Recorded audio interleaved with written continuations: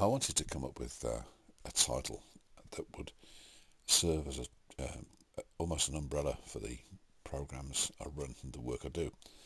And this idea about Float Your Diamonds has been around with me since I was around about 17, and I'll explain why a little later in the clip. Really important that I get over to you that I'm just going to talk as if you were in the room with me. So there's got to be one or two breaks and repetitions. I'm happy to accept that, and I hope you're all right with it as well. Well, having come up with a form of words, I also wanted to come up with a stunning visual image, and here it is.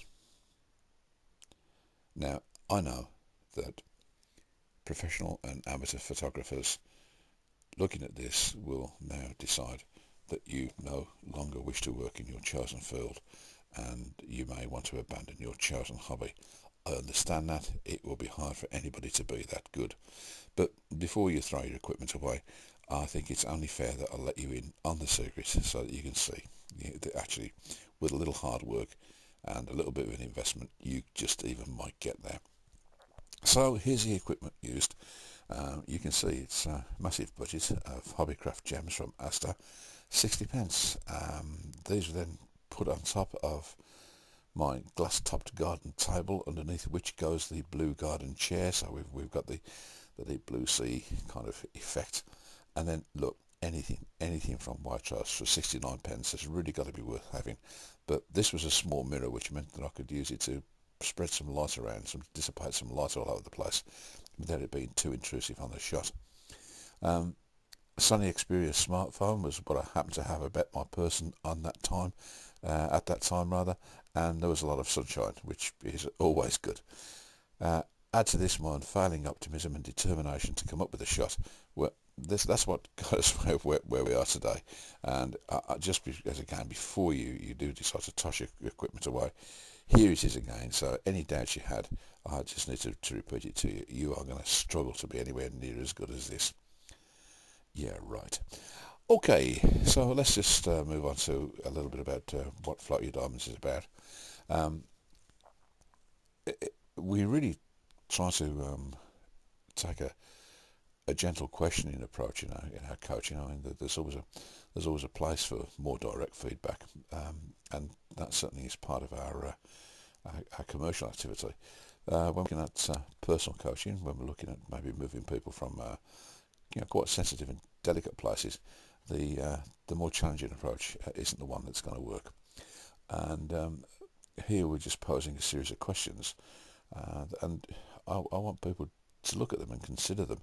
And I really like this kind of idea of the quiet yes, that you don't have to be hectoring somebody for an answer and, okay, right, you've said yes, what are you going to do about it? People do actually need a little bit of time to reflect and to decide whether they want to engage in a process. And a really strong belief of mine that people can only change what they want to change, and they need to change it for themselves and not for others. So there's quite a lot going on here, and for some folks, it's quite a challenge to sort of say, actually, there is something in my life that I want to change, and this is it. It's been going on a while, and I'm not happy with it. Right, where did then this kind of idea of Float Your Diamonds come from? Well, it came from him, Leonard Cohen, and I think it was his book, Beautiful Losers, where Leonard Cohen comes up with a line, and here's the line. It's turds float where diamonds sink. It seems really unfair, doesn't it, that some of the stuff that gets to the top should have actually been flushed away. Some of the stuff that stops us seeing the real beauty of life has no right to be there. What I want our programs to achieve is to make sure it's the diamonds at the top, and it's that we can celebrate, and it's that other people can see in us. So you're very welcome to contact us, make an inquiry.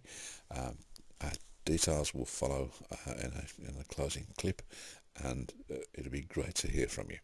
I hope you've enjoyed the brief clip. Bye bye now.